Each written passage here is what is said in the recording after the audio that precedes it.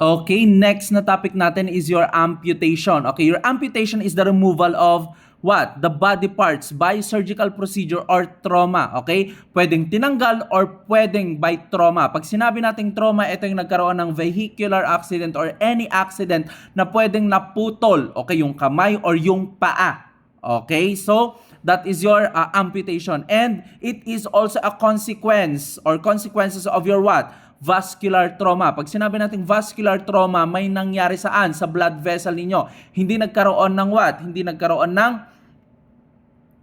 nagkaroon ng blockage, nagkaroon ng obstruction dun sa blood vessel na yon, kaya hindi na nakapag-supply ng blood sa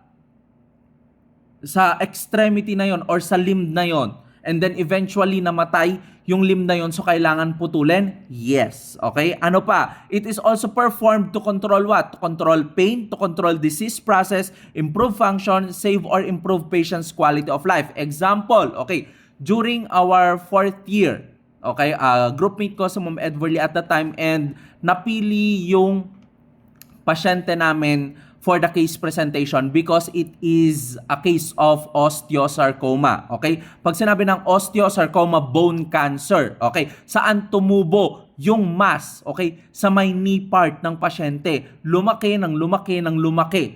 Okay? So, in pain ba yung pasyente nyo? Yes. Okay? One of the most painful, okay, is your bone cancer. Okay? Ano pa? Okay? Nangyari sa pasyente. Uncomfortable na siya. Okay?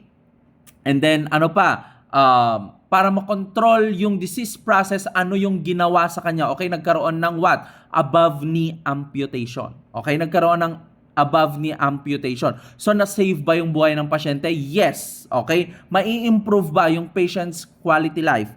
Yes. Okay, so now, the level of your amputation is determined by your what? Circulatory adequacy. Ano pa? It is determined by the types of prosthesis na gagamitin. Okay? Ano pa? The function of that limb or the function of that part and muscle balance. Okay? So now, we have the amputation of your upper limb and then the amputation of your lower limb. Okay? Sa upper limb kasi natin, we have your above elbow amputation and your below elbow amputation. Okay? We also have your lower limb amputation, meron tayong above knee amputation, below knee amputation, and your SIM amputation. Okay. Yung SIM amputation natin, kunwari, ito yung, ano ba yan? Kunwari, ito yung paa. Okay? Saan puputol? Dito. Okay? Or di kaya dito, or di kaya dito. Okay? So, that's your SIM amputation. Okay. So, we have the types of your amputation. Okay, your open and your closed. Pag sinabi nating open, okay, this is your extremity. Okay, pag kinat yan, diretso. Okay, ikakat yan diretso.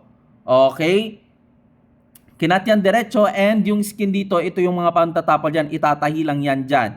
Okay, we also have your closed flap amputation. Paano naman to? Okay, ito yung extremities mo, anong gagamitin? Okay, ito yung pinutol. Okay, pero hindi yan puputulin ng diretso. Titira sila ng skin dito and then yung skin na to, ito yung ipapantapal nila dito. Okay? Ito yung ipang-close nila dito. Okay? So now, ano yung mga complication ng ating what? Ng amputation natin? Number 1 dyan is bleeding. Okay? Profuse bleeding. Okay? Kasi nag-cut ka ng body parts. Tas lumalabas ba yung blood? Yes. Okay, pwede bang magkaroon ng bleeding yung pasyente mo? That can cause your what? Your hypovolemic shock? Yes. Okay, pwede mo ma-infect? Yes, kasi nagkaroon na ngayon ng wound. Okay, so prone ba siya for infection? Yes. Pwede ba magkaroon ng skin breakdown yung pasyente mo? Yes na yes, di ba? Phantom limb pain. Okay, meron din yan. Okay, and then your joint contracture. Okay, pag sinabi nating joint contracture, shortening. Okay, shortening ng joints ninyo. Pwede yan. Okay, sa amputation. Now, what will be your medical management for your amputation? Okay, when it comes to your pain, you need what? Pharmacologic management. Kailangan mong magbigay ng what? Ng analgesics and your antibiotics. Okay? So, ano pa? Initially, okay, you need to what? Position your patient to prone position. Bakit? After the surgery. Anong rationale behind that? Okay, pag prone position mo kasi siya, okay, it will now prevent the hip fracture, okay? Hip extension and your contracture, okay? The hip extension and your hip contracture, okay? It will prevent again your what? Hip extension and your contracture, okay? So, yung amputation, yung amputated limb, you need to what? You need to elevate that for 24 to 48 hours. Okay? You need to elevate that limb for 24 to 48 hours. Okay? And then after 48 hours, you need to what? Avoid elevating that limb. Okay? Kasi baka mamaya, 'di ba, yung blood supply kukonti at magkaroon ng problema. Okay? For the first 24 to 48 hours kasi, kailangan mo siyang itaas kasi para mag-reduce yung what? Okay, yung bleeding. Okay? Pero after 48 hours, hindi na dapat siya naka-elevate kasi, 'di ba, kapag decrease ang blood supply doon sa may mismong surgery, 'di ba? Pwede bang mag-cause yun ng problem? Yes. Okay? Pwedeng mag-decrease yung healing doon? Yes. Pwedeng magkaroon ng less na blood supply? Yes. Okay? So, yun yung reason. Now, we need to avoid position the residual limb in externally rotated and abducted. Bakit? It can cause what? It can cause contracture. Okay? So, kailangan you need to adapt. Pag sinabi mong adapt, pagdikitin. Okay? Pagdikitin. Okay? The residual limb. Okay? You need to initiate exercise ASAP. Okay, anong klaseng exercise?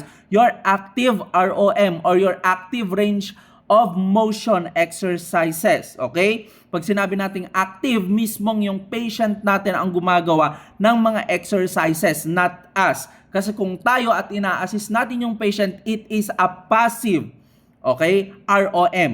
Okay? So, ano pa yung mga management natin? You need to inspect the limb for what?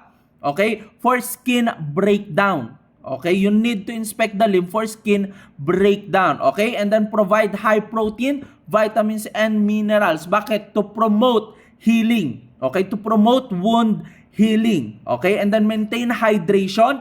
Okay? Monitor for bleeding and infection. Okay? Monitor bleeding and infection. Okay, anong makikita mo kapag may infected na yung limb? Syempre, may makikita kang redness, di ba? May makikita kang drainage which is pus. Pwede mo magkaroon ng lagnat yung pasyente? Yes, di ba? So, ibig bang sabihin, may sign na siya ng infection if nagkaroon siya ng mga signs and symptoms na yon? Yes. Diba? And then you need to apply plastic compression and your stocking. Saan? Dito. If nakikita nyo, eto yon. Okay? Pwede ka maglagay ng stocking dyan, bandage. Okay? Ang tawag natin dito is your stump.